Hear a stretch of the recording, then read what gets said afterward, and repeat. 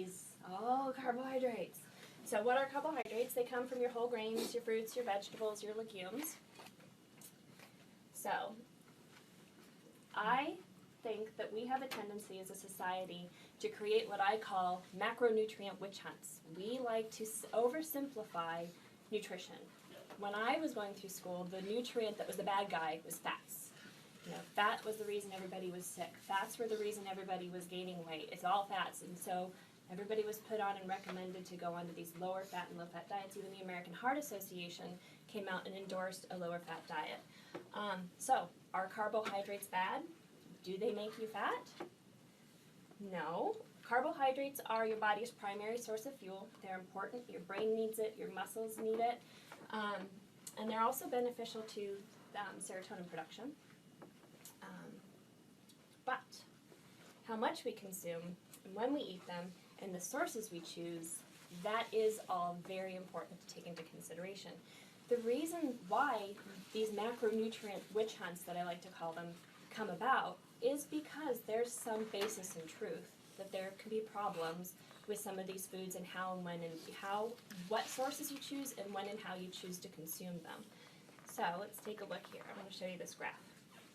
This graph, this is time, and the instances in number of millions of heart. This line here is heart disease or stroke. This line here is just coronary heart disease, and then this line here is stroke.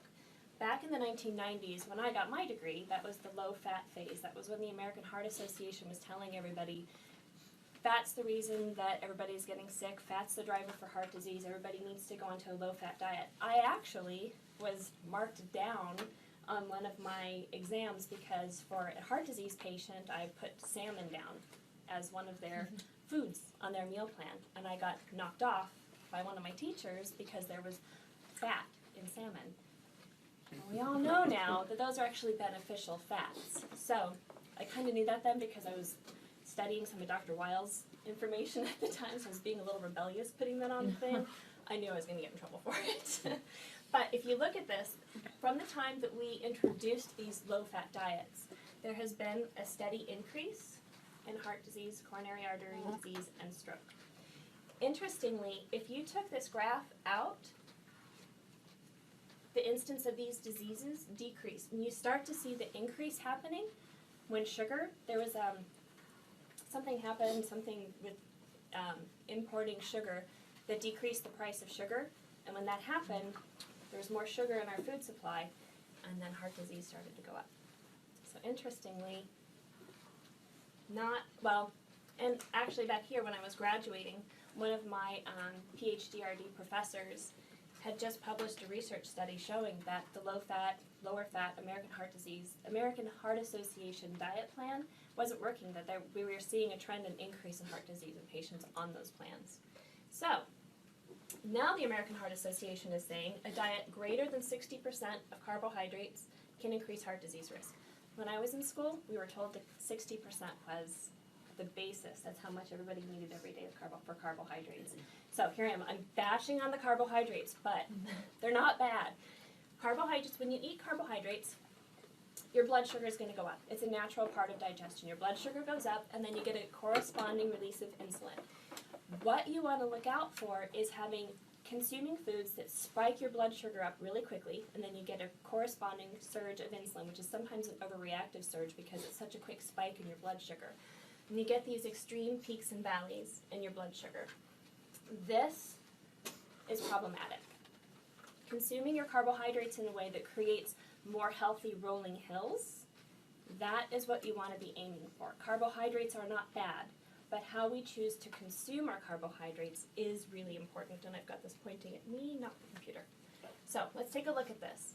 If you're consuming your carbohydrates in a way that creates these extreme peaks and valleys in your blood sugar, for athletic performance, you're more likely to have athletes that have GI distress. So if any of you athletic trainers are working with athletes that have GI distress, this is something to have on your radar screen. Increased body fat. This insulin cycling, when your blood sugar shoots up and your insulin shoots up at the same time, it sends a biochemical signal to your body to store fats. So it increases body fat deposition. So also weight gain. Frequent feedings. When you're like this, your blood sugar is cycling up and down. When you're having one of these crashes, you're going to get hungry, the blood sugar crash. Okay? Energy fluctuations. Same thing, energy crash. Your blood sugar is coming down, you still got excess insulin floating around, and you're crashing. How many students have pizza for lunch or pizza and fries for lunch, and then they have to go practice?